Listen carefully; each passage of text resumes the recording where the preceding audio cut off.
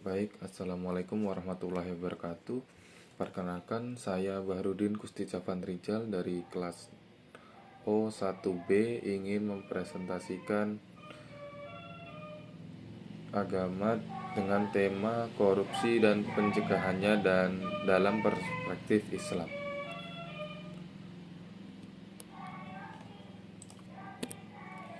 Apa sih itu korupsi? Korupsi adalah penyalahgunaan kekuasaan atau jabatan untuk keuntungan pribadi, contohnya mencuri uang negara, suap, atau nepotisme dalam pengambilan keputusan.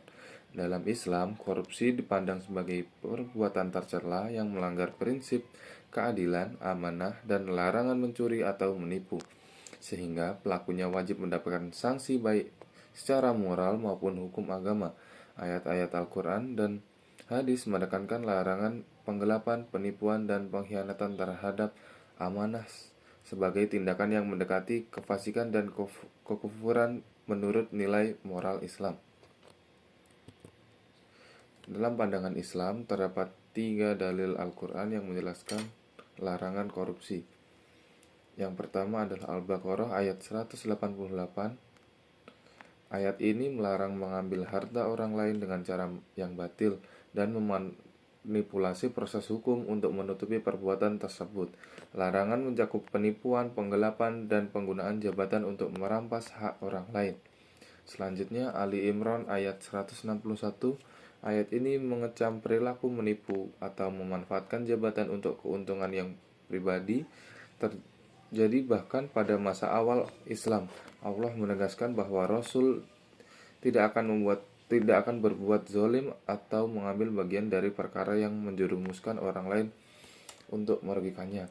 Yang terakhir ada An-Nisa ayat 29.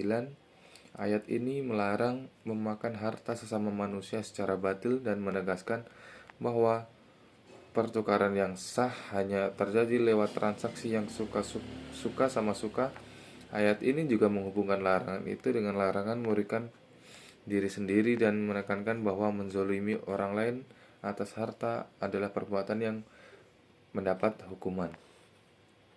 Dan terdapat juga hadis tidak akan masuk surga tubuh yang diberi makan dengan yang haram, dari hadis riwayat Ibnu Abbas radhiyallahu an. Dampak buruk korupsi di sini saya hanya menyebutkan 4.